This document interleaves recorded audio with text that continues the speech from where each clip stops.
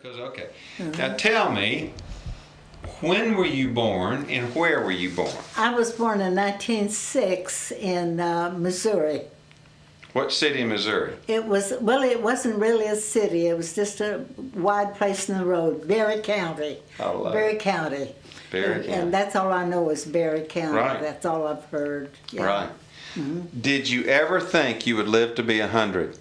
No, I never did think much about it, and I just got to 100 all at once, and I thought, gosh, that's kind of getting old.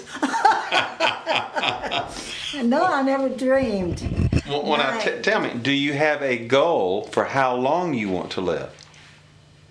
Oh, well, no, I really don't.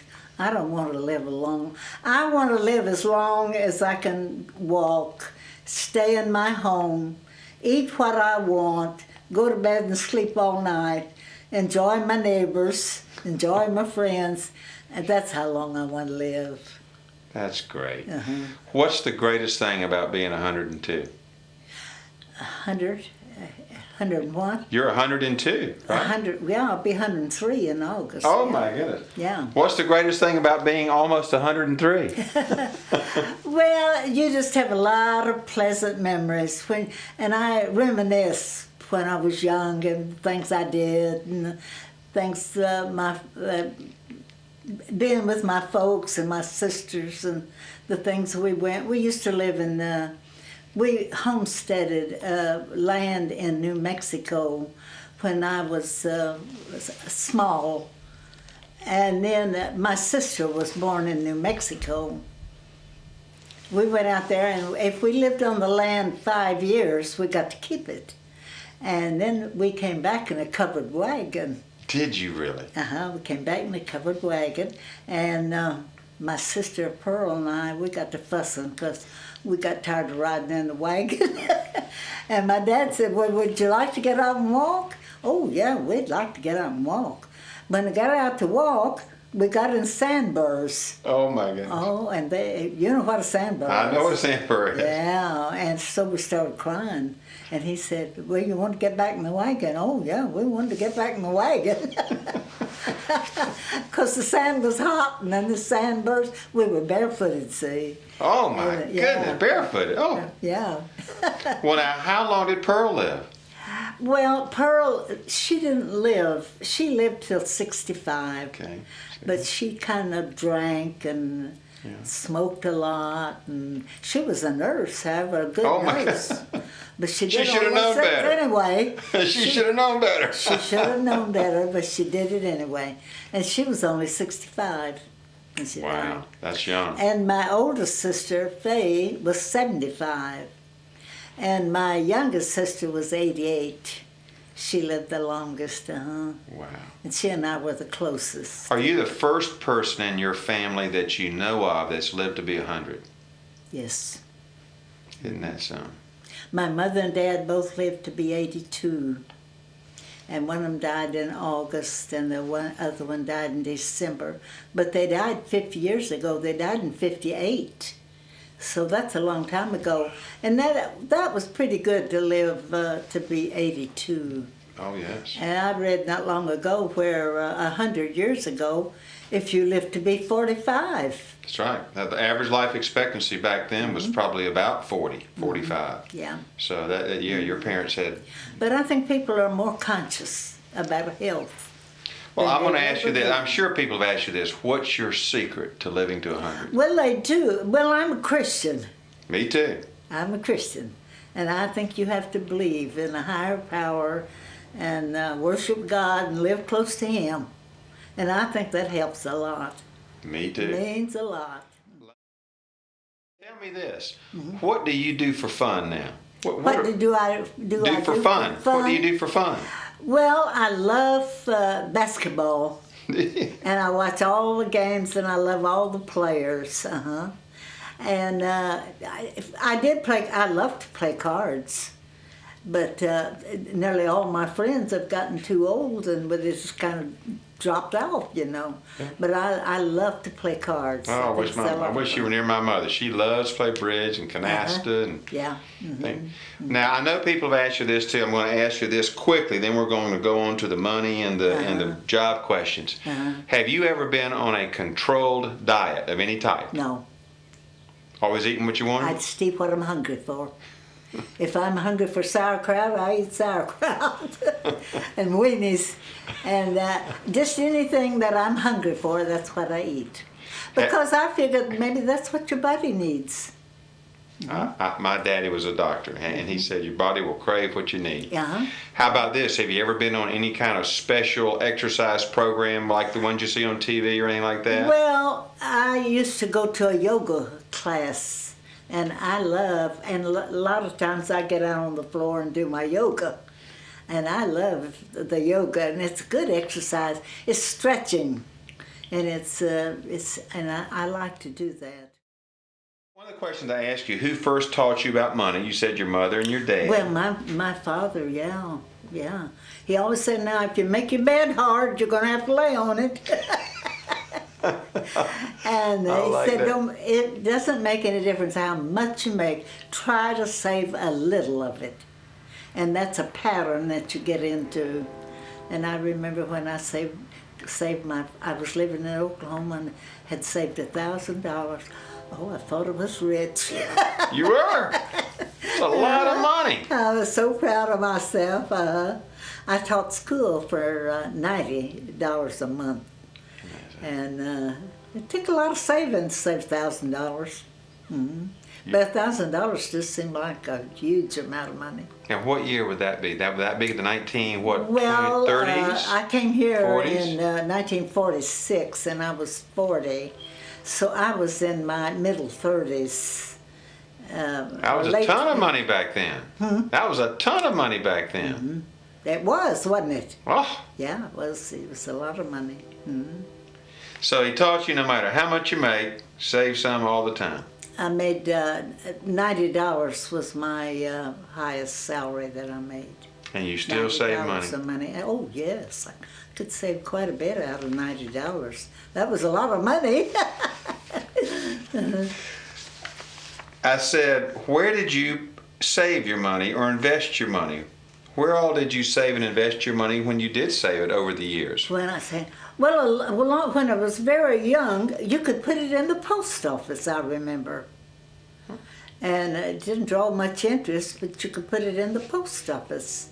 And then I got to getting CDs. And then later, now in my life, I have a nephew that's a financial broker. And he takes care of all of my finances now. He lives in Tulsa. Oh. Well, you said bank, savings account, stocks, real estate. You'd like to invest in all? Yes, and I after I came here, I bought some houses. I first I bought the house I lived in on West Kings Highway. And then I bought, and then there was a duplex across the street, and I bought it, and then right behind me on Summit, this street, was another duplex. They were right in a row, and I had bought all them and rented them out. Good for you. I did some of that in Atlanta. Yeah. And you did that from savings you made from teaching? From teaching, yeah. Good. My wife was a teacher. Her sister's a teacher. My wife's mother was a teacher. I've been a teacher. I've been a college professor. So we love teachers. What percentage of a person's annual income do you think they should try to save? To try to save what percent? Oh, that's a hard question.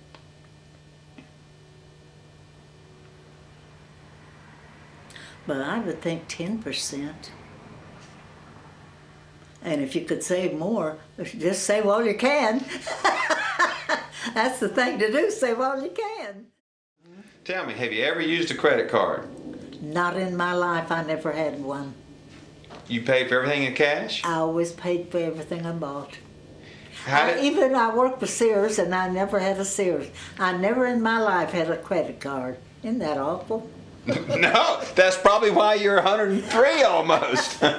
You've not had any stress of monthly credit card payments. But they say, well, that's not very wise because you haven't established credit. Well, I say, I pay for everything. I don't need any credit. It's a great line. What was your first car that you bought yourself? Can you remember what it was? Oh, it was a Chevrolet, a 1940 Chevrolet, brand new, $600. I think it was $600, maroon, and it was about 1940. How did you pay for it? With what? How did you pay for it?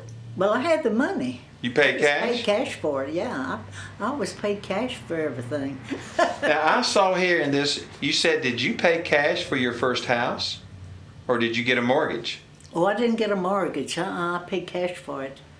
You saved up your money until you had enough to buy your first house. Yeah. Of course, the houses weren't very expensive then either, though. Fern, if everybody in America did like you, we would have no financial problems in this country. Yeah. I'll tell you. What is rich to you? What is rich to you? Well, now, rich to me is be in good health. That's first. It's not money.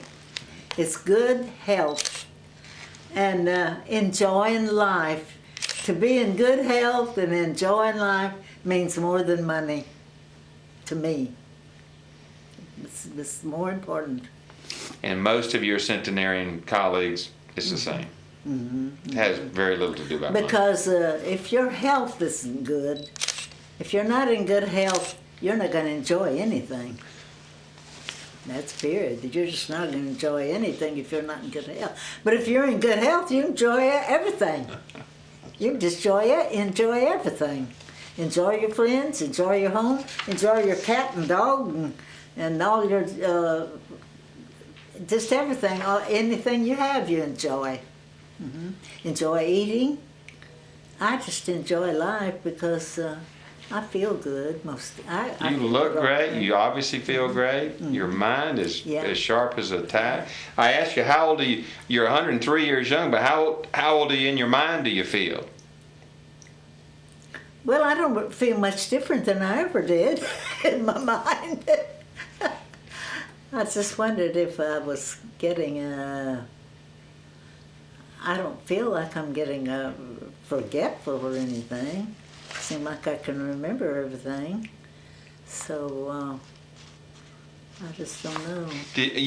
Now tell me you had a couple of different careers, teaching and working at Sears. Did you enjoy your work wherever you worked? I did. I enjoyed teaching until for 10 years. I enjoyed teaching. And then I got a little tired of it. I had to stand on my feet all the time, but I enjoyed it while I did it. But I didn't do anything else. As long as I lived in Oklahoma, I taught.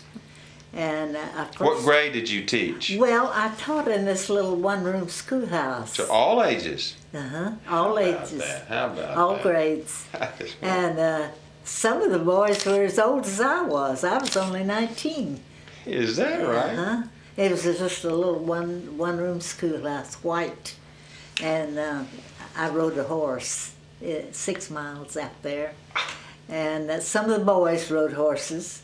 And I taught there 2 years and got $90 a month for teaching. That's amazing. And then I moved to when I didn't teach out there anymore, and I came back into town. One of the teachers got pregnant and was going to have to quit, and they gave me her job. So I taught in Porter School 10 years. I got to teach. That's where I got started. Amazing. Because I didn't have a lot of degrees or anything. I just took an examination and was eligible. I passed this examination and got a certificate that I was eligible to teach.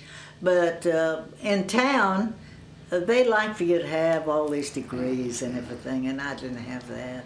But I got to teach because the woman got pregnant, and they let me have her job, and I guess I was successful because I taught 10 years there. That is wonderful. You had horse sense. You had a lot of good horse sense. Yeah. I want you to share with us your wisdom and advice about money. About money. Just off the top of your head, what advice and wisdom would you give us about money, managing money? Well, I would tell them now, regardless of what you make, it might not be much, but always try to save a little bit. If it's not much, just because it's a pattern to get into. And then you watch it grow and you get interested, and it just makes you want to save more. The more you look at your savings, and you get proud of it, and you're enthused over it, and you want to save more if you're saving. But you know, I've talked to people, and they said, "Oh, money's to spend, and to spend it and have a good time." Well, I think that's a wrong attitude to have. Really, it's not a good attitude, because we ought to save for a rainy day. We always may have a rainy day, and it's always good to have some money to fall back on. Question: just what advice about life in general would you give to the younger generation? I'm really trying to capture just life. Well, I would say always have some good friends, and always save some money, and always exercise, and take care of your health, because your health is very important. If you don't have good health, you're not going to be too happy. You need good health. And to have good health, I think you have to believe in a higher power. It's very important to believe in a higher power. And take your exercise, and just live a normal life with your friends, and be happy. You need to be happy. You just need to be happy. And you are happy, aren't you? I'm happy. Yeah, I'm happy. And I'm happy because my home is not fine or anything, but it's comfortable. And I don't need any, and I don't, even though I have money that I could buy a much nicer home, I'm happy in this home. It's all I need. And I'm just like it and content. You need to be content in your life. And I have good friends. Ray's a wonderful friend, and I have Janice and Dorothy and Phoebe, and I have good women friends. And then I have Ray and Jack and Rick and Max, men friends. It's nice to have men friends too. It's important, I think. Yeah. Oh, absolutely. Be happy. You need to be happy. You just need to be happy.